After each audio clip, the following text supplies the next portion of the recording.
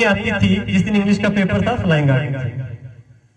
तो मुझे लगा कि नहीं, मैं ठीक हूँ, जितना भी हूँ, मतलब कोई फ्लाइंग का ऐसा इशू नहीं है, मेरे जितने हैं उतने चलेंगे।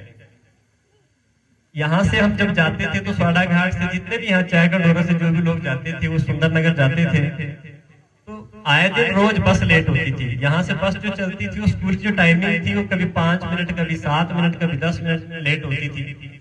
तो बीच बीच में ऐसा होता था कि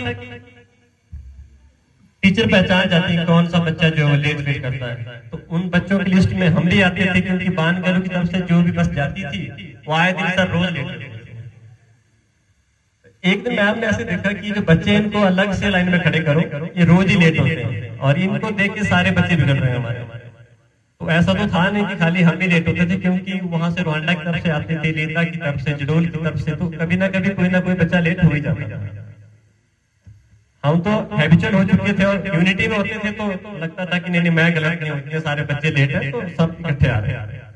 और हमारे टाइम में सब लिफाफा, अभी तो बच्चों के बड़े स्मार्ट बैग हैं, तो एक पॉलीथीन के लिफाफे में, क्योंकि 10 तक तो बैग उठाया होता था, और 4 बुक्स एक पॉलीथीन के लिफाफे में, बड़े स्मार्ट से लिफाफे आते थे उस टाइम पे पॉलीथीन के, तो 4 बुक्स डालते थे और चल पड़ते थे।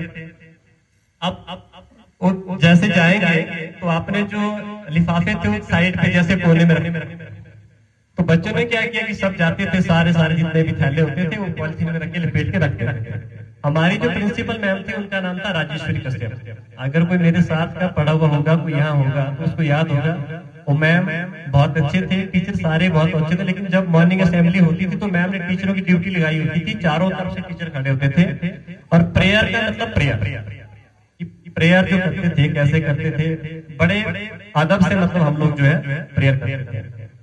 तो जैसे एक दिन खड़े थे मैम आगे बीच में, तो सबको डर लगा कि आज हम थोड़े से लेट हैं, तो मैम की तरफ ने देखा, बड़े आंखें बंद करके हम खड़े हो गए। प्रेयर खत्म होने तो थोड़ा सा टाइम था, तो मैम ने एक लिफाफा वहां से उठाया कोने से और स्टेज पे आ गया, और बदकिस्मती से वो लिफाफा मेरा जिसपे मेरी बुक्स थी।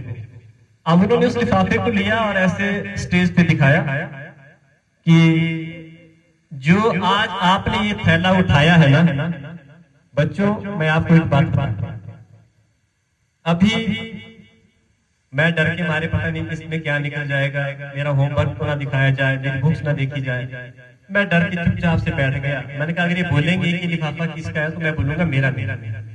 लेकिन बुक्स में नाम लिखा था तो एक डर अंदर पैदा हो गया, क्योंकि बच्चे डरते हैं यहाँ से किसी को बोल दिया जाए कि बच्चों आगे जाके थोड़ा सा घबराहट तो हो ही जाएगी।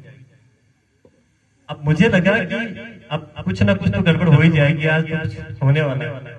तो मैम ने लिफाफा पकड़ा, अच्छे से फोल्ड करा, फिर बच्चों को ऐसे दिखा रहे हैं, और उन्होंने जो लाइनें बोली वो वही लाइनें बोलने के मैं सिर्फ आज स्टेज पे आया हूँ। बेटा आपको बता दूं, मैम ने बड़े अच्छे शब्दों में बोला कि बेटा अगर आज ये बुक्स आपने उठा ली ना तो जिंदगी भर ये आपको उठाएंगे, और अगर आज ये थैला आपने नहीं उठाया ना जिंदगी भर बोझा उठाते रहोगे, लेकिन ये बोझ कम नहीं होगा। तो मैं आपको ये बोल रहा हूँ कि जो बुक्स आज आप पढ़ रहे हो ना बेटा, ये बोझ नहीं है।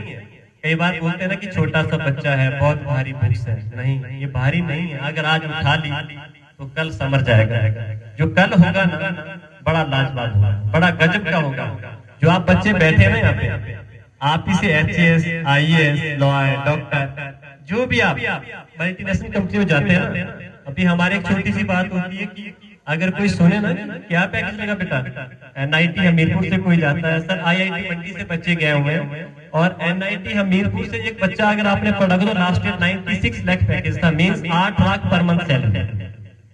तो वो बच्चे, आप ये मत सोचो कि किसी प्राइवेट स्कूल से निकले, और जो भी बड़ी बड़ी ऊंचाइयां छू गए ना वो सभी सरकारी स्कूल से निकले। हमारे प्रधानमंत्री नरेंद्र मोदी जी जो आज पूरे विश्व में जाना जाता है, और इंडिया को जो है वो भारत का नाम सिर्फ वही दे रहे हैं। और अभी हमें जरूरत है सबको एकत्रित होने की, हम बंट रहे हैं, जब एक होंगे, जब नेक होंगे। और एक नारा ना उसको चलो, अगर बंट गए तो कट गए, एक है तो सेफ है। अभी एक आपको सर मैं बता दूं, यहाँ पे अभी हरिद्वार यहाँ पे ऋषिकेश की एक घटना है, एक बच्ची तिलक लगा के स्कूल चली गई। आप सुनना जरा ध्यान से, एक बच्ची तिलक लगा के स्कूल जाती है और उसको स्कूल में एंट्री इसलिए नहीं मिलती है कि उसने तिलक लगाया है।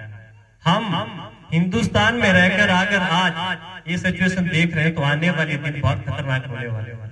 तो मेरी सबसे गुजारिश है कि आप सब लोग, हम सबको एक मानते हैं, भारत एकता का देश है, यहाँ सब लोग सब धर्मों को सम्मान धर्म माना जाता है, समानता दी जाती है। हम किसी को नहीं कहते कि तुम लोग बुरे आचरण करो, लेकिन हमारा जो हिंदू धर्म है इससे बड़ा कोई धर्म नहीं है, इससे बड़ी कोई संस्कृति नहीं है। हम विश्व गुरु हैं। मैं इसी पर आपको दो लाइनें बता दूं।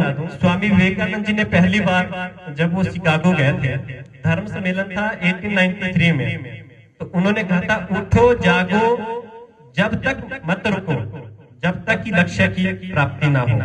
उन्होंने शिकागो में सिर्फ 2 मिनट बोलने के लिए माइक मांगा था कि सर मुझे यहाँ पे जो है धर्म सम्मेलन है, मुझे भारतवर्ष की तरफ से सिर्फ 2 लाइनें बोलनी है। वो 2 लाइनें बोलने के लिए इतना गिड़गिड़ाए जितना कि भीख मांगनी पड़ती है।